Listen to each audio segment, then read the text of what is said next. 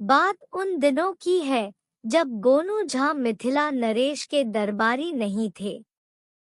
उनके दिन अभाव में गुजर रहे थे। उनके साथ उनका छोटा भाई भी था। दोनों के लिए भोजन सन जुटाना गोनू झा के लिए मुश्किल हो रहा था। गांव में रोजगार नहीं। एक बार सूखा पड़ा तो खेत पथार सभी सूख गए। जिधर भी दृष्टि जाती फटी बिबाइयों वाली बंजर धरती ही दिखती। ब्राह्मण होते हुए भी गोनू झा ने विप्रवृत्ति नहीं अपनाई थी कि कहीं मांग कर खा ले, और अपने भाई भोनू झा में भी यह वृत्ति नहीं पनपने दी थी। चाहते तो वे भी पोथी पत्रा लेकर जन्म कुंडली बनाते या घर घर जाकर पूजा कराते और जजमनका से मिले सीधा से अपना और अपने भाई का पेट सुख से पाल लेते, किंतु बचपन से ही स्वाभिमानी गोनू झा को किसी के आगे हाथ फैलाना गवारा नहीं था। एक दिन ऐसी नौबत आ गई कि घर में एक भी दाना नहीं बचा। गोनू झा को चिंता हुई कि आखिर वे भोनू झा को खिलाए तो क्या। वे खुद तो एक दो दिन उपवास कर सकते थे, किंतु भोनू झा भोजन भट्ट थे। भूख लगी नहीं कि बेहाल हो जाते। गोनू झा सब कुछ देख सकते थे, मगर भोनू झा को भूख से बिलबिलाते हुए नहीं देख सकते थे। उन्होंने सोचा, पास के कस्बे में जाकर कोई काम कर लूं, शाम तक कुछ न कुछ मेहनताना तो मिल ही जाएगा। भोनू झा को घर पर ही रहने की नसीहत देकर वे पास के गांव की ओर चल पड़े। गोनू झा ने कभी मजदूरी नहीं की थी। रास्ते में वे सोचे जा रहे थे कि आखिर कस्बे में वे किसके पास जाएंगे और क्या काम मांगेंगे।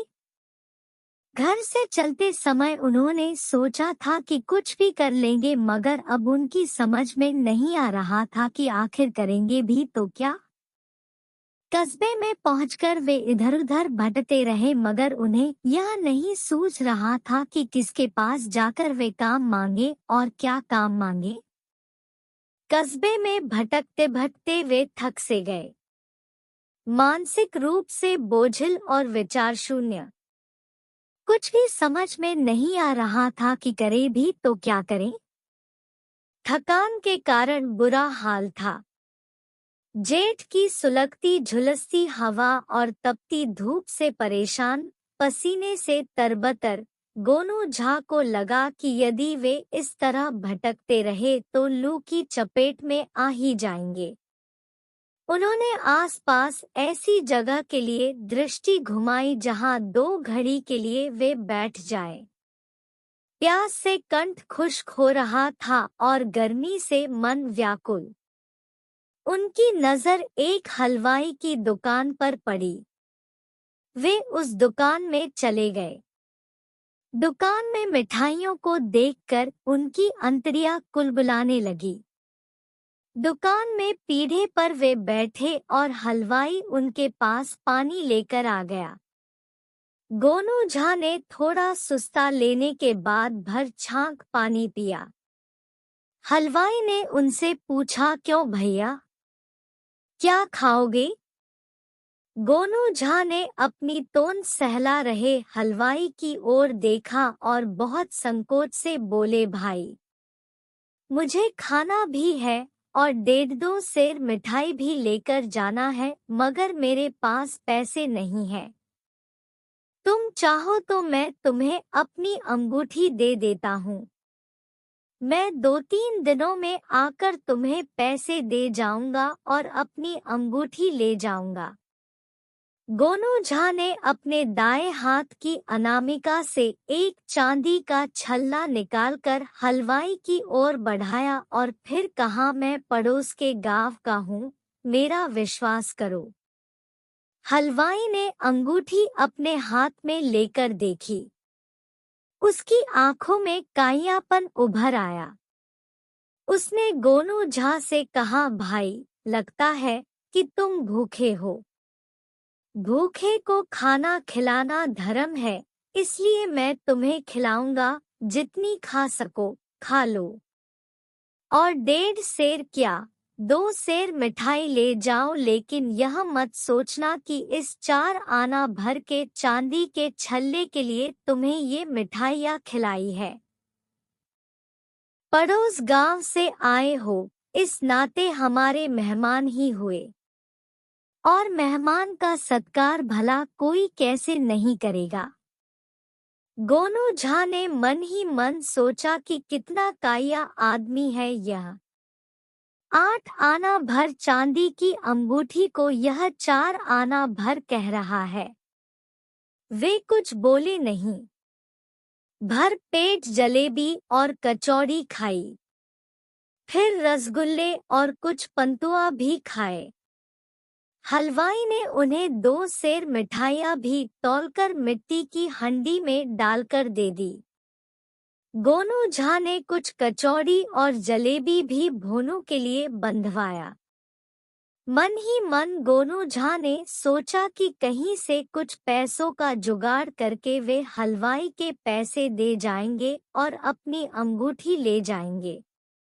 गोनू झा मन ही मन बहुत प्रसन्न थे कि चलो, भोनू की भूख मिटाने की व्यवस्था हो गई।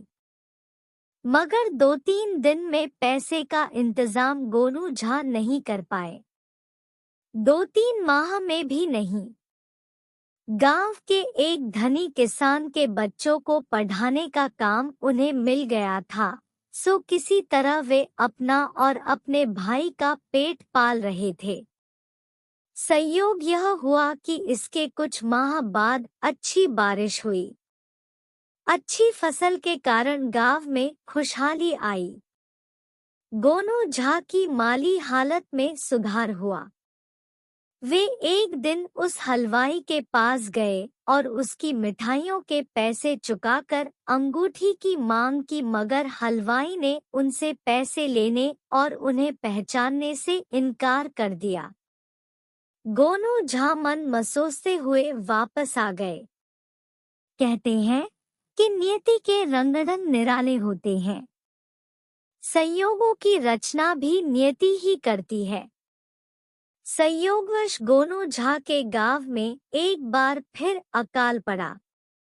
भोनू की परवरिश को लेकर गोनू झा फिर परेशान हो गए और एक दिन फिर भोनू को साथ लेकर उसी कस्बे में काम की खोज के लिए पहुंचे।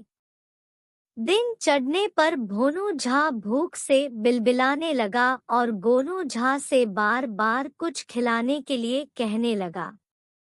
जब दोनों भाई उसी हलवाई की दुकान वाली राह पर पहुंचे तो अतीत की स्मृतियां गोनू झा के दिमाग में कौंध गई और उन्होंने तुरंत फैसला कर लिया कि हलवाई को सबक सिखाने का यही मौका है। भोनू झा को अंगूठी वाली घटना की कोई जानकारी नहीं थी।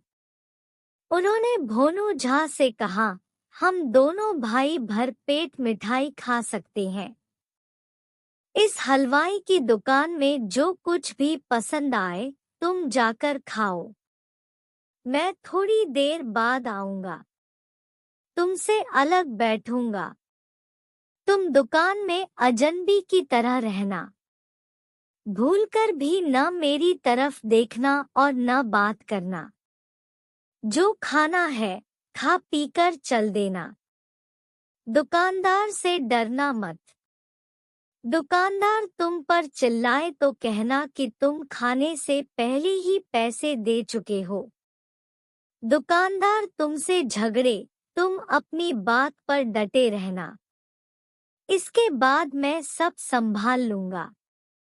गोनू झा सशंकित मन से हलवाई की दुकान में गया और कचौड़ी, तरकारी, जलेबी, दही और रसगुल्ले मंगाकर उन पर टूट पड़ा। जब भोनू झा का खाना लगभग समाप्त होने को था तब दुकान में गोनू झा आए। उन्होंने भी अपने लिए कचौड़ी, जलेबी, रसगुल्ले और दही मंगाई और खाने में मग्न हो गए। अभी उन्होंने 4 कचौड़ियाँ ही खाई थी कि भोनू झा की आवाज उनके कानों से टकराई। मैं तो खाने से पहले ही पैसा दे चुका हूँ। थोड़ी ही देर में हलवाई और भोनू झा के बीच में जबरदस्त तू-तू मैं होने लगी। भोनू झा पूरी तरह से डटा हुआ था और गोनू झा खाने में लगे हुए थे। दुकान में झगड़ा होते देख राहगीर दुकान के पास जमा हो गए। हल्ला हंगामा के कारण बाजार की चौकसी करने वाला सिपाही दुकान में पहुंच गया और दुकानदार से पूछने लगा कि क्या बात हुई है। हलवाई कुछ बोले उससे पहले ही भोनू झा ने उस सिपाही से कहा, इस दुकानदार ने खाना देने से पहले मुझसे पैसे ले लिए। अब मैं जा रहा हूं तो यह दोबारा पैसे मांग रहा है। दुकानदार इस सफेद झूठ से उत्तेजित हो गया और आवेश में बोला, सिपाही जी, यह सरासर झूठ बोल रहा है। भोनू झा ने सिपाही से कहा, मैं अगर झूठ बोल रहा हूं तो आप उस आदमी से पूछिए जो वहां खाना खा रहा है। जिस समय मैं पैसे दे रहा था उस समय ही यह आदमी यहाँ आया था। सिपाही ने गोनू झा की तरफ देखा। वे खाकर हाथ मुंह धो रहे थे। सिपाही ने गोनू झा को आवाज दी तो गोनू झा फूट फूट कर रोते हुए सिपाही के पास पहुंचे। सिपाही ने कहा, अरे तुम क्यों रो रहे हो? मैं तुम्हें कुछ नहीं कहूंगा भाई, डरो मत। गोनू झा ने सुबकते हुए कहा, मैं आपसे नहीं, इस हलवाई से डर रहा हूँ। खाना देने से पहले इसने मुझसे भी पूरी फहरिस्त ली कि मैं क्या क्या खाऊंगा और जब मैंने इससे कहा कि भाई पहले खा तो लेने दो फिर पैसे ले लेना, तब इसने कहा कि इस दुकान का दस्तूर यही है, पहले पैसा तब सामान। कोई खाकर चल देगा तो मैं क्या करूँगा? यह भाई जी ठीक ही कह रहे हैं। पैसा चुकाकर जब ये खाना खाने बैठे उसी समय तो यह हलवाई पैसा गिनते हुए मुझसे हुज्जत कर रहा था। हलवाई गोनू झा की बातें सुनकर हतप्रभ रह गया। अरे क्या बोल रहे हो भाई? क्यों झूठ बोलकर मुझे फंसा रहे हो? उसने गोनू झा से कहा। मगर गोनू झा ने सिपाही का हाथ पकड़ते हुए कहा, आप ही इंसाफ करिए माईबा। यह दुकानदार तो मुझे भी झूठा कह रहा है। फिर क्या था? सिपाही ने तड़ाक एक बेंत हलवाई की पीठ पर लगाई और कहा, बंद कर अपनी जुबान। ये दोनों शरीफ आदमी हैं। हम भी आदमी पहचानते हैं। तुम बेकार का प्रपंच रचकर ग्राहकों को लूटते हो। मैं तुम्हें हवालात की सैर करा कर रहूंगा। सिपाही ने गोनू झा और भोनू झा को दुकान से जाने को कह दिया और हलवाई से उलझता रहा। गोनू झा समझ चुके थे कि यह सिपाही भी हलवाई से अपना चढ़ावा वसूल कर ही उसे छोड़ेगा। गोनू झा ने रास्ते में भोनू झा को अंगूठी वाली घटना बता दी ताकि भोनू झा के मन में इस घटना का बुरा प्रभाव नहीं पड़े। भोनू झा भी समझ गया कि उसके भैया ने हलवाई को सबक सिखाने के लिए 13 विधा का इस्तेमाल किया।